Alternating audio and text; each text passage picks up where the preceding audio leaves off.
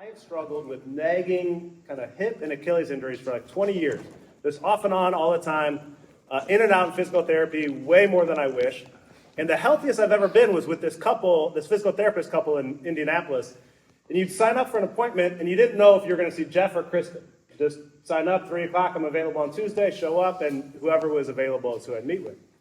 And Jeff, if you saw Jeff, that's who he happened to have. It was all very subtle technique. It's like I would lay on a table and maybe he'd put his hand on the small of my back and kind of say, move my leg this way. Great. Seemed like we didn't do anything. Go home the next morning, pain's gone. Amazing. Maybe Thursday I go in, and this time I see Kristen. Didn't know it was going to be Kristen. Kristen does what's called A-stim. It's not E-stim like the electrical stimulation. It's like a tool that literally just scrapes all the scar tissue that you have. So I would never wear short sleeving. It could be the middle of summer, and I'd wear pants because literally I'd be bruised all up and down my legs. Just for 15 minutes, take this tool and scrape all the scar tissue. Go home, go to bed, wake up the next morning, the pain's gone. And it was just hilarious because you literally didn't know. I mean, maybe they did that on purpose. You just sign up for an appointment. You don't know who you're going to see. And I don't know if that was everybody's experience with them, but that was mine.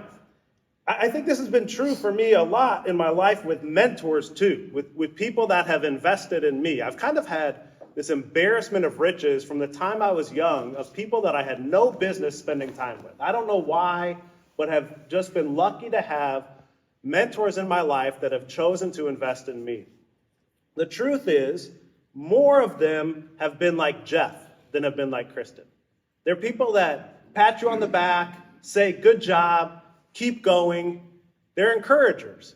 And I'm deeply grateful for them. Made a big difference in my life, for sure.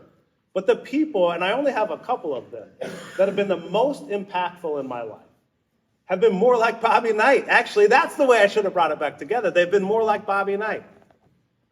They've been more like Kristen, where there was kind of pain involved in their investment in me.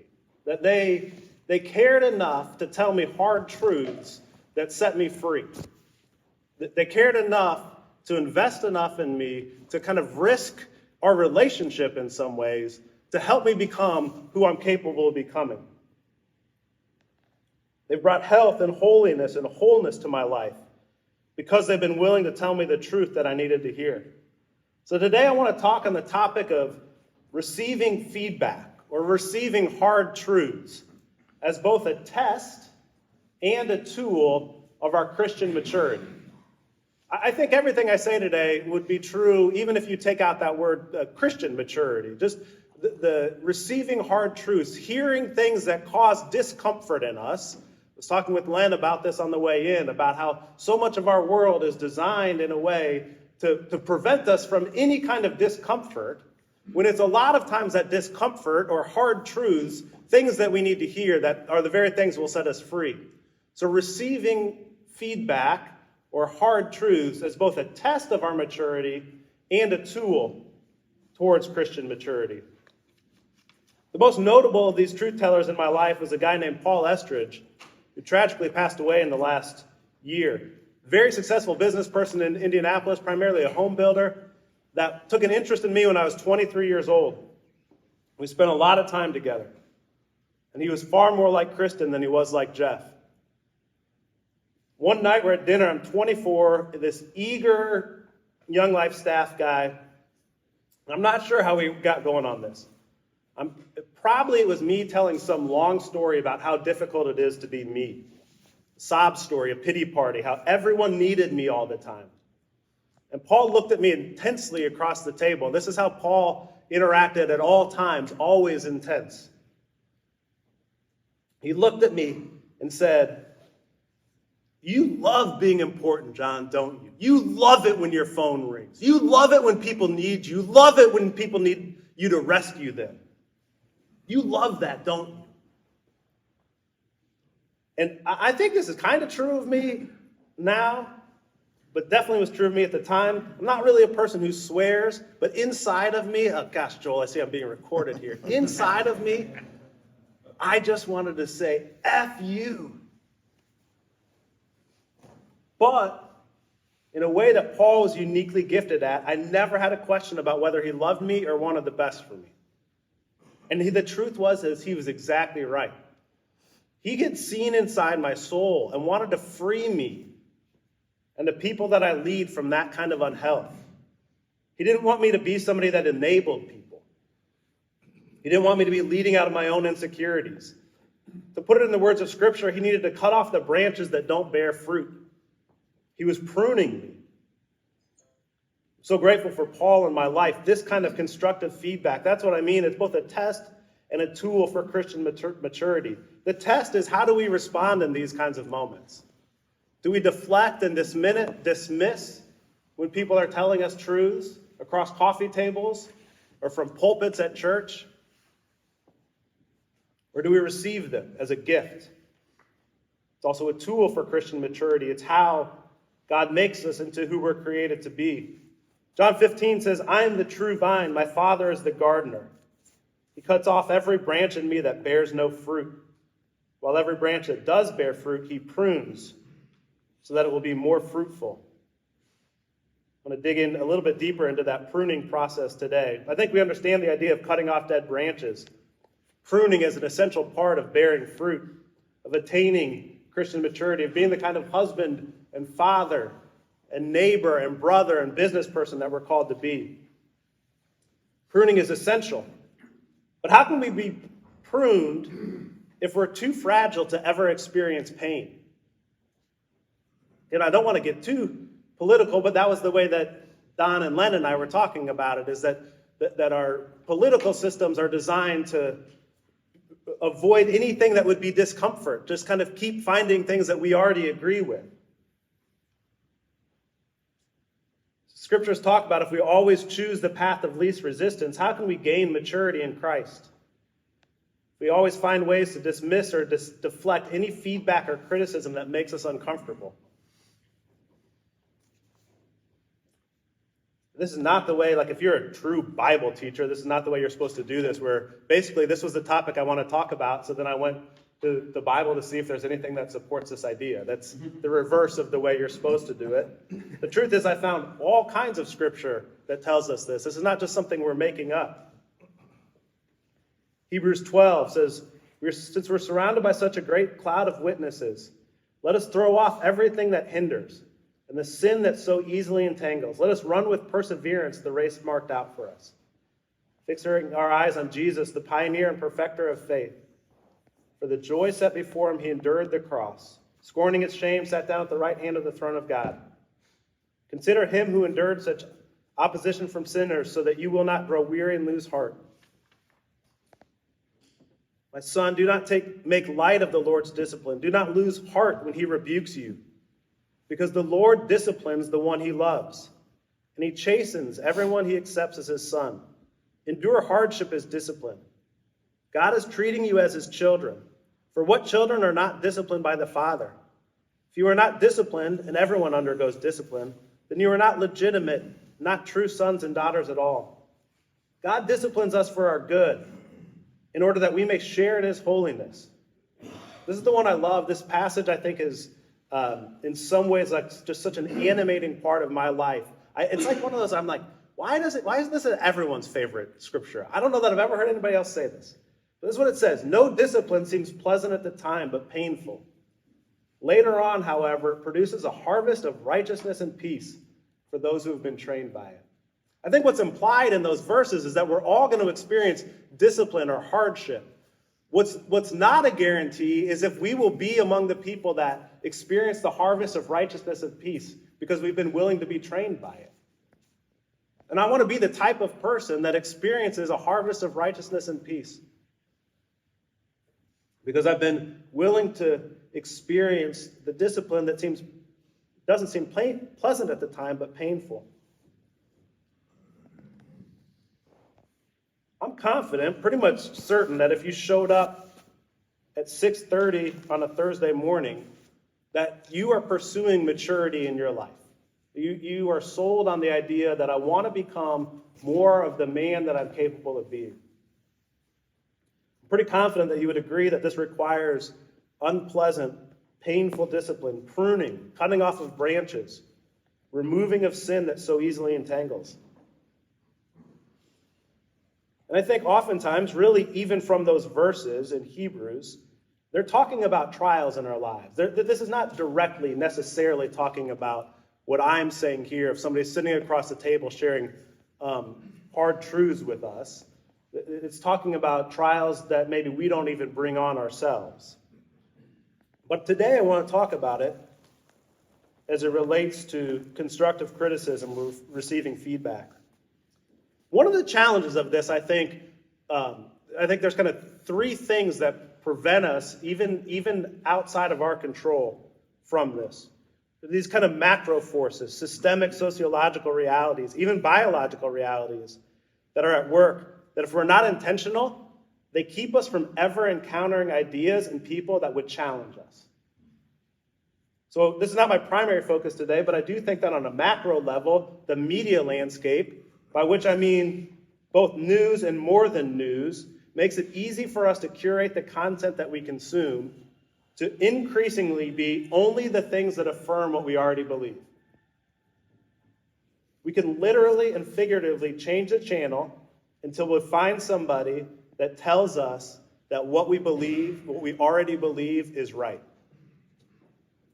Even if we're not intentionally doing this, algorithms are doing it for us. This is what social media does. This is what Netflix does. You guys probably know this, but it's an unbelievable amount of accuracy that the next show that Netflix feeds you, you're going to like. It's not by chance. YouTube, same thing. Unbelievable accuracy to feed you the things that it knows better than you that you're going to like it. And you're probably going to like it because it's going to affirm something that you already believe. So what I'm telling you is that even passively, even if we're not making the choices, we're not the one changing the channel, we're going to keep being fed things that affirm what we already believe. Truth is, I think we do this with our churches too. If your church starts to say some things that you don't like because it makes you a little uncomfortable, there's another church around the corner that will just tell you that the way you're doing things is right. It's sort of an unfortunate reality. I don't know if there's any pastors in here. Sorry if I'm saying this. I've been in ministry my whole life.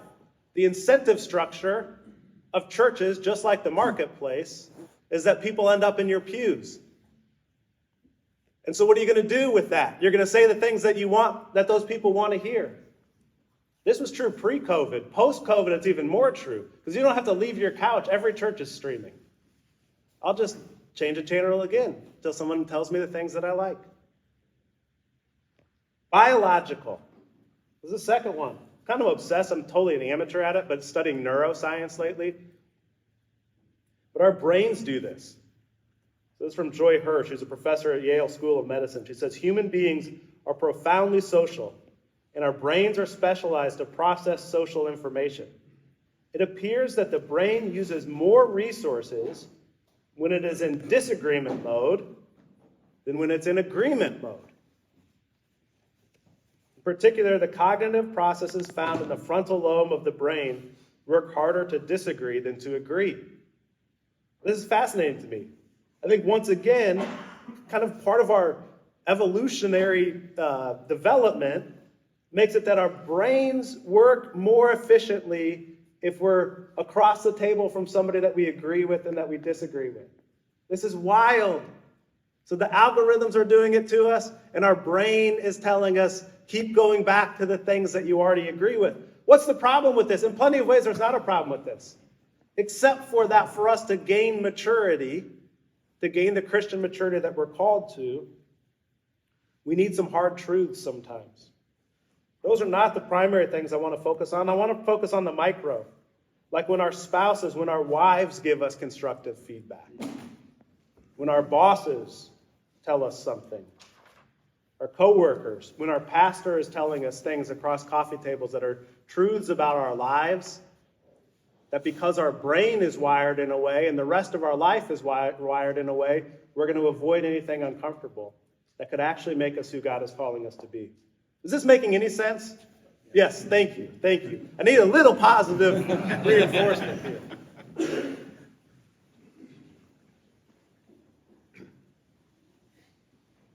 These are mentors and truth tellers. So here's what I want to do with the rest of our time. I want to encourage and equip us to pursue opposing views, to invite constructive feedback, that if we're passive, it won't happen. We'll have to require some intentionality on our part.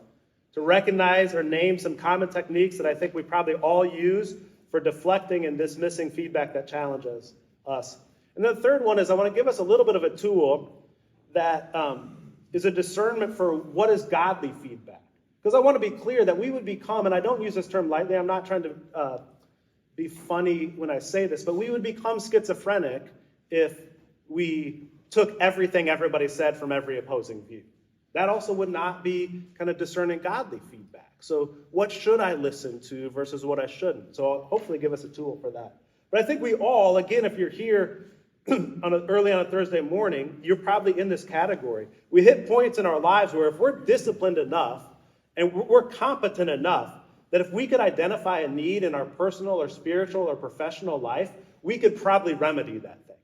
Like if I know that this is not the right way to be treating my wife, then I'm disciplined enough, I'm a competent enough person that I could just stop myself from that. This is a totally made up statistic, but I would say that it's like probably 80% of our life are things that we can just identify on our own and then make changes in.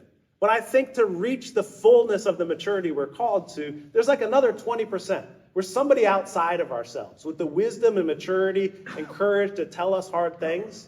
That's the only way we will get to those levels. We need people to help us. We need someone like who Paul had been in my life, who cares enough about us to engage emotionally and risk telling us things that are hard to hear but may set us free. And we need to receive that feedback as an act of generosity. We need people that see inside ourselves and name these things that get in the way. But we have to have a posture that invites this feedback from others. What am I communicating? How am I operating in a way that might limit whether my wife will tell me the things that I actually need to hear? I got so tired of this. This is just candid. This is not in my notes. I loved my time with Young Life. I left Young Life thrilled with Young Life. I may be back someday. So there's no anti-Young Life on this. But man, I got tired of people saying, tell me the truth. I want feedback. I want feedback. When actually what they wanted was affirmation. Because the rest of their life told a story that said, I don't want feedback. The rest of their life told a story that said, don't say anything hard to me. Don't tell me the truth. I do a quick aside here. This is a little bit of a generational thing. I call these like LinkedIn life hacks and this kind of LinkedIn wisdom. I don't know if any of you guys spend any time on LinkedIn, but nothing wrong with it.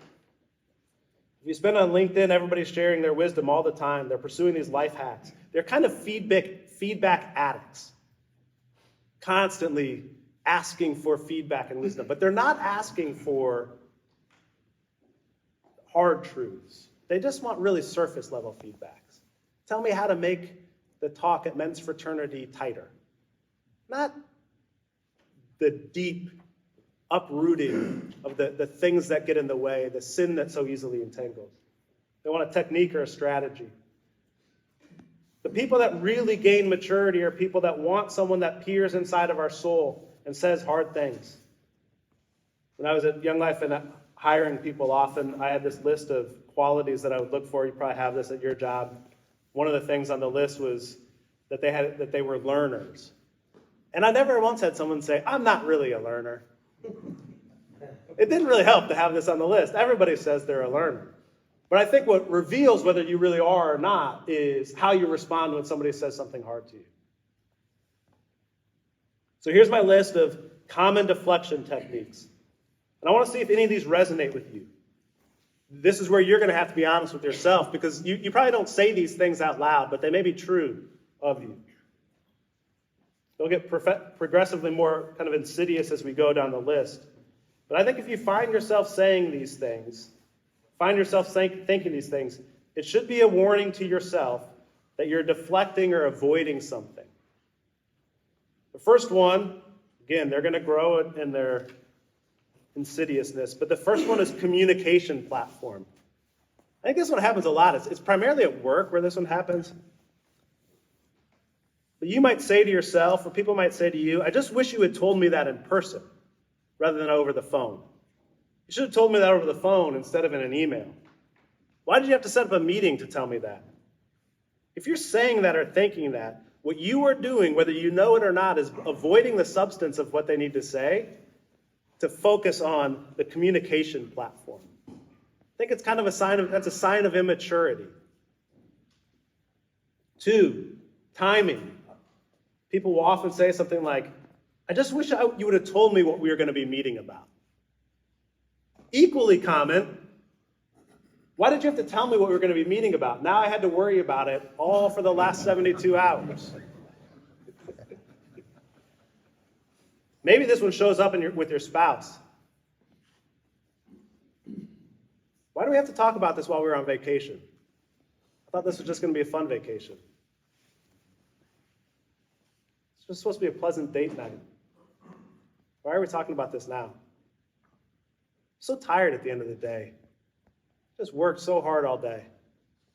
I just wanted to fall asleep. Can't talk about this now. How do you bring this up now? It's the first thing in the morning. I'm not even awake yet. I mean, seriously, when is she supposed to tell you the truth?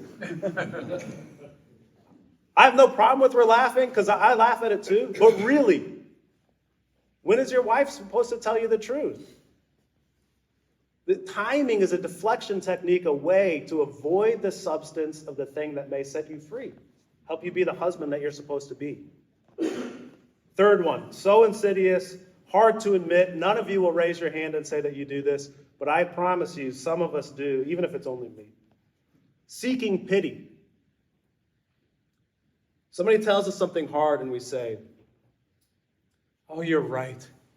I'm so sorry. Such a failure. Once you've done this, the person on the other side of the table does not like that you're feeling that way. So what do? They soften. They back away. No, you're not a failure. It's not that bad. I know I said you've been gone too much, but I'm doing okay. Nobody likes to say something hard when you are seeking pity. But if they're saying it, it probably was that big a deal. They don't like to be the person that made you feel that way. Seeking pity is a deflection technique. If you don't do that one, you may do the next one. Anger.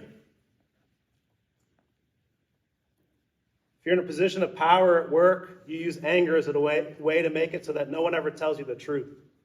You may not get angry at the person, but they've seen you be angry. So they're not going to come tell you the thing that would unlock you. Maybe you do this with your wife. Very few people have the courage to say hard truths to angry people.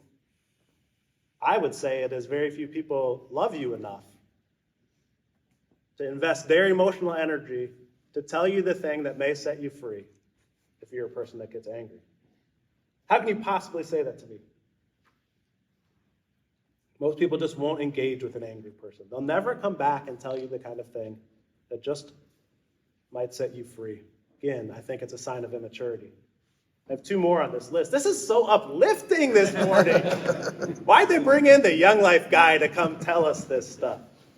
Should I show that box? Yeah. Yes. This is a chair. That's right. That's right. 3 technicals. I'm soft compared to Bobby Knight. This next one is the one that I do. Eloquent words. So Paul, again, the guy I was talking about before, another time we're at dinner, probably me telling some long story, him challenging me on something. And apparently I had some well-worded answer to every challenge that he said. It's like probably the one thing I'm good at is thinking on my feet and putting words together. So Paul's saying whatever he's saying to me, and then again he looks across the table and says, do you have an effing answer for everything, John? Like shaking the table like that.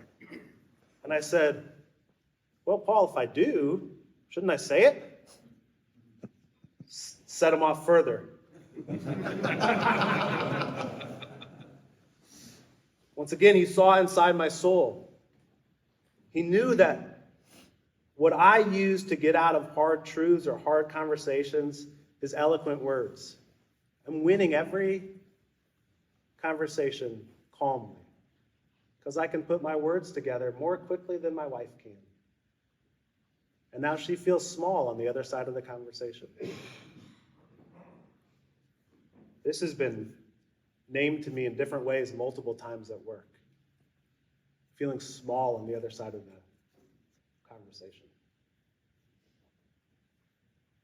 It's a little bit harder to figure out. Do we use eloquent words to get out of hard truths we need to hear?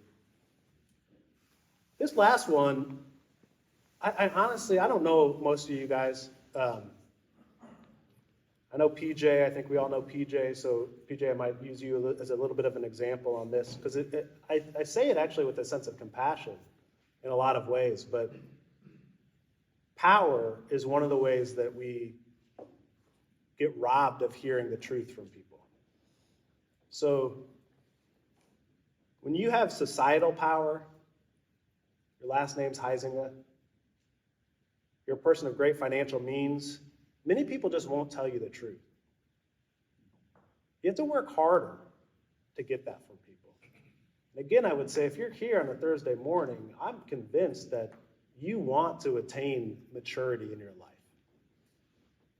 And I really do. It's like, it's not your fault. But people just won't tell you the truth because of the power you have. They don't want to piss you off. It's just the truth. So I think if we are in that position and on some level in some relationships in our life, all of us are in that position.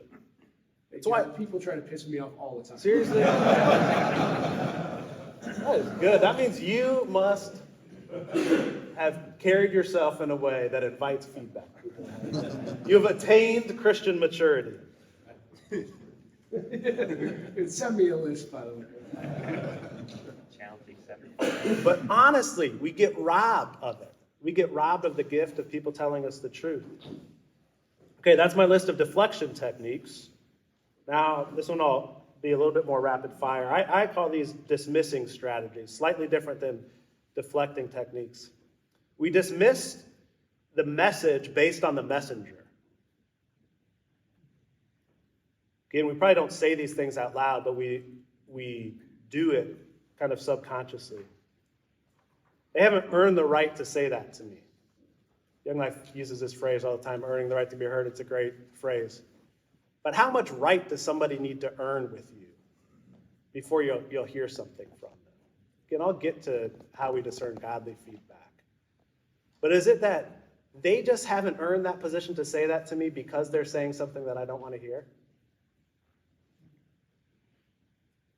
They don't know fill in the blank about me. How could they say that to me? They don't know. Or we might think, oh, maybe they're right about this. Maybe what they're saying is true. But what about, and we start listing in our head all the good things that we do. They may be right that I should be more sensitive with my wife, but do they know how hard I work to provide for her? Do they know that I give away this much money? Do they know that I coach the baseball team of my son? Do they know? It's called moral licensing. You justify our bad behavior by drawing our own attention to our own good behavior. Yeah, maybe I drink too much. But I am giving back. I do show up at men's fraternity every Thursday. We dismiss the message because the messenger isn't educated enough. Too young, too old, too liberal, too conservative. We dismiss the message because the messenger is a different race than me. They're a different gender than me. They can't understand. They're not even a Christian. They're too Christian. But really we dismiss because, or maybe it's because they've never been under as much stress as me. They've never run a business like I am. They don't know what it's like to be me. All of these ways are ways to avoid the substance of what the messenger is telling us. They should be an indicator that we're avoiding something. We need to deal with the substance of the message. Ultimately, what that means is we only trust ourselves. That's why we dismiss everything. We only trust ourselves because we can only hear it from the person that is already perfectly aligned with me. Okay, I got to hurry up. Discerning what's godly feedback. How do we know if we should accept all the feedback and criticism or dissenting viewpoints? Like I said, we'd be crazy people if we listened to everybody. We wouldn't have integrity. So on the one extreme, we shouldn't dismiss and deflect on everything. And then the other extreme, we do need to be discerning about what is good, right, godly feedback. This is a little scoring system I use. I use this in work all the time. I think it starts off as like literally a tool where I would write it out, and then it becomes a little bit more of just a grid that I live my life by. I'll describe it in a couple of different ways. But when we're receiving feedback, I think you score it 1 to 10 on these 3 categories. And then, again, this is arbitrary, but I would say, like, if the total score is above 20, you should do something about it. So 1 is the reliability of the source. If it's a person that's just constantly critiquing everything, that's a lower score than if it's my wife who had to really build up the courage to say something because she doesn't nag. That's true, my story. But my wife does not nag. If she has something to say, this would probably be true of all of us with our wives, but it's a high reliability score. In your work, if it's the person that is constantly critiquing everything, it doesn't mean we just get to dismiss it, but it's a lower score. If it's a person that's giving you feedback about an area that they have great expertise, it's a higher score. If this is a person that you know to be of high character, they live the type of life that you are setting out to live, that's a higher score. Does that make sense? So reliability of the source. You don't get to dismiss entirely. That would be those categories I was saying before. Then the frequency of the feedback. Is there a pattern of the same type of thing that people have been saying? I had this week for me. I've had one of the more stressful weeks of my professional life this week. And there was all kinds of temptations for me to avoid it. I've not fully processed all of this. But I had all kinds of temptations to just keep digging in and saying, I'm the one that's right in this situation. I'm trying not to do that. And I have to admit that one of the things that I would say is a pattern, so this isn't the frequency thing, is that I sometimes do like this 180 flip. I'm like you guys probably don't think of me as warm because today I did like a shouting message at you guys. Most people think of me as like warm and easy to talk to. But I also will draw the line on some things. And it happened again this week where somebody thought they were coming to me more as a friend and less as the CEO of the company. But then I made a decision with the information that I had because no matter how warm I am, I'm the CEO of the company. And I let this person go. And it felt like a 180-degree change to them. I have to pay attention. I don't know that I did anything wrong. I'm just still trying to figure it out. But I have to pay attention that there's a frequency that I hear that type of thing. Okay. Is this, I should have stuck with my notes. Frequency may not be the exact same thing every time, but it's the 5th time that someone says to you, wow, you always get 3 drinks at dinner? Maybe you need to pay attention then.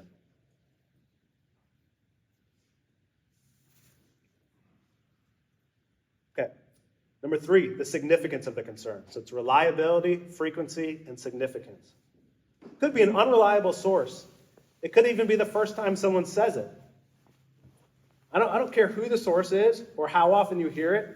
If someone is telling you that you're being too flirtatious with your coworker, you need to respond to that feedback. That's a 10. The significance of that concern is too high, even if it's the first time. I don't care what the first 2 scores are. You need to pay attention to it if your spouse is telling you that you're drinking too much. This is a significant concern. It's a 10. I don't think that you're actually going to write these scores down. The other way I use this at work, just as an aside, now I run a media company and we get feedback constantly. So we have to decide, are we going to be, again, kind of schizophrenic and responding to all of these things? And so we just literally take all the feedback and run it through these scores. It's the reliability. Are these like scholars that are saying we're taking something significant and doing it wrong? Are we hurting marginalized people? I'm taking all of this feedback and saying, this is something we're going to respond to. This is not something we're going to respond to through this score system. Okay. Whew.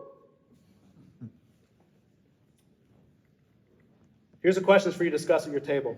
I'm going to say them actually in reverse order from what's on your table, because I think the first one, so that you don't avoid it, is going through that list of those deflecting or dismissing strategies and say, which of those are you prone to? Which do you fall prey to? Which are temptations for you? Second one, if you get to, is do you have truth tellers in your life? Again, the meaningful part of this question is, if not, why not?